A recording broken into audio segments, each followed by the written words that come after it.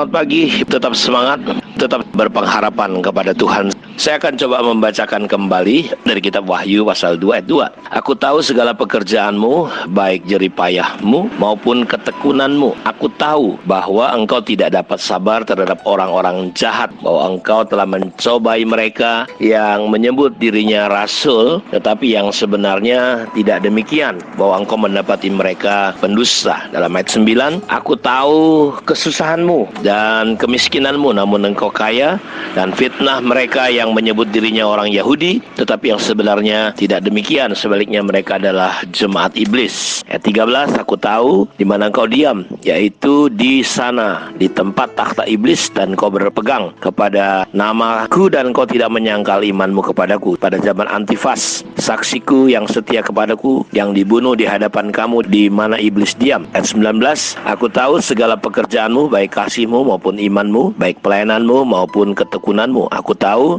bahwa pekerjaanmu yang terakhir lebih banyak daripada yang pertama. Dalam Wahyu 3 ayat 1, dan tuliskan kepada malaikat jemaat di Sardis, inilah firman dia yang memiliki ketujuh roh Allah dan ketujuh bintang. Aku tahu segala pekerjaanmu, engkau dikatakan hidup padahal engkau mati. Ayat 8, aku tahu segala pekerjaanmu, lihatlah aku telah membuka pintu bagimu yang tidak dapat ditutup oleh seorang pun. Aku tahu bahwa kekuatanmu tidak seberapa, namun engkau menuruti firmanku dan engkau tidak menyangkal namaku. Ayat 15, aku tahu segala pekerjaanmu, engkau tidak dingin dan tidak panas. Alangkah baiknya jika engkau dingin atau panas. Jadi kita mendengar berulang-ulang kata yang sama tentang kata aku tahu. Tuhan adalah Tuhan yang sangat tahu keadaan kita. Bahkan rambut di kepala kita satu jatuh, dia sangat tahu. Saya percaya bahwa pada dasarnya tidak ada satupun orang di dunia ini yang tidak tahu bahwa Allah itu adalah Allah yang maha tahu. Saya ulang sekali lagi, setiap kita, sadar atau tidak sadar, orang yang percaya atau tidak percaya, mereka tahu pada umumnya bahwa Tuhan itu maha tahu. Kecuali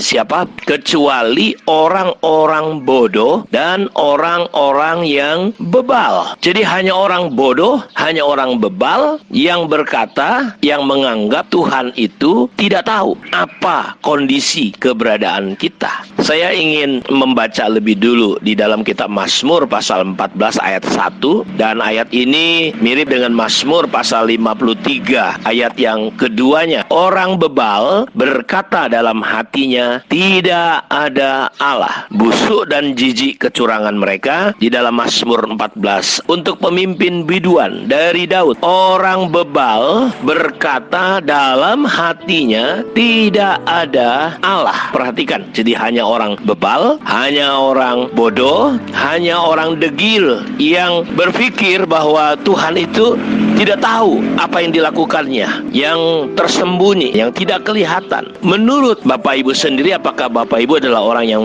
bijaksana, atau kita termasuk golongan orang-orang yang bodoh dan bebal? Banyak orang-orang yang dianggap pinter oleh dunia ini, di mata Tuhan dia menjadi begitu bebal dan bodoh. Orang kaya yang sangat kaya itu, dia tidak lagi punya tempat untuk menaruh, lumbung-lumbungnya tidak cukup untuk menaruh harta bendanya, sampai dia perlu membuka, mengisi, penuh lagi, membuka, mengisi lagi, sampai dia berkata begini, Bapak Ibu, hai jiwaku, bersenang-senanglah engkau, sebab padamu banyak harta. Tentu secara pandangan manusia, dia adalah orang yang pinter, dia adalah seorang doktor di bidang ekonomi. Tetapi Alkitab berkata, hai orang bodoh, pada malam ini juga aku ambil nyawamu. Untuk siapa? Untuk apa semua hartamu? Jadi saudara lihat, ada perbedaan yang jelas. Di satu sisi dunia memandang dia orang hebat, tapi Tuhan memandang dia adalah orang yang bebal. Orang yang bebal, orang yang bodoh, salah satu cirinya adalah, Bapak Ibu, dia berkata dalam hatinya, tidak ada Allah. Allah itu nggak tahu. Makanya saya mulai dengan pertanyaan ini kepada kita. Menurut Bapak Ibu, apakah kita ini adalah orang-orang yang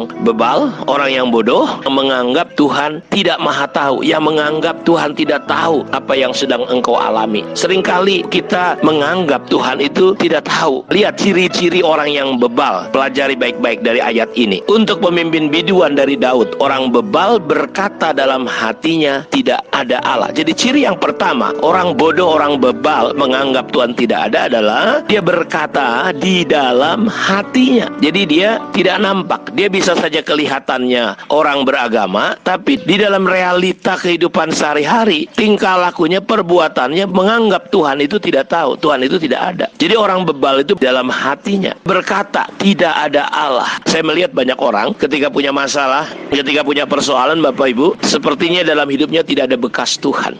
Tapi kalau ngomong Tuhan dia tahu, cerita tentang Tuhan dia tahu, dia hafal ayat-ayat firman Tuhan. Tapi dalam realita, dalam perkataan-perkataannya, karena ciri orang bebal yang mengatakan Tuhan tidak ada, itu dimulai dari kata-katanya. Seringkali saya melihat orang-orang beragama ini sama aja dengan orang bebal. Saya lihat kata-katanya itu seperti tidak punya Tuhan, seperti orang yang tidak percaya, bahkan menyangsikan, meragukan Tuhan. Kalau Tuhan ada, kenapa anakku mati? Kalau Tuhan ada, kenapa suamiku di PHK? Kalau Tuhan ada, kenapa?